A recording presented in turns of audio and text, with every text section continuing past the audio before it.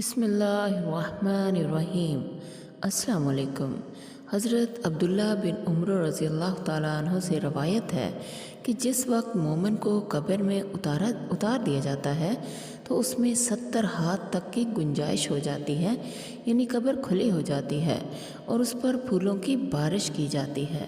ریشمی پردے ڈالے جاتے ہیں، اور اگر اس کو کچھ قرآن کریم یاد ہو تو اس کا نور کافی ہو جاتا ہے،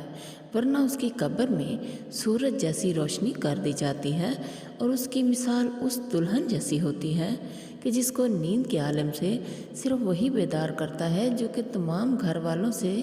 اس کو زیادہ محبوب اور پسندیدہ ہوتا ہے، یعنی اس کا دولہا۔ اور وہ دلہن اس طرح بیدار ہوتی ہے کہ گویا ابھی اس کی نیند پوری نہیں ہوئی، اور کافر پر اس کی قبر تنگ ہو جاتی ہے، یہاں تک کہ کافر کی پسلیاں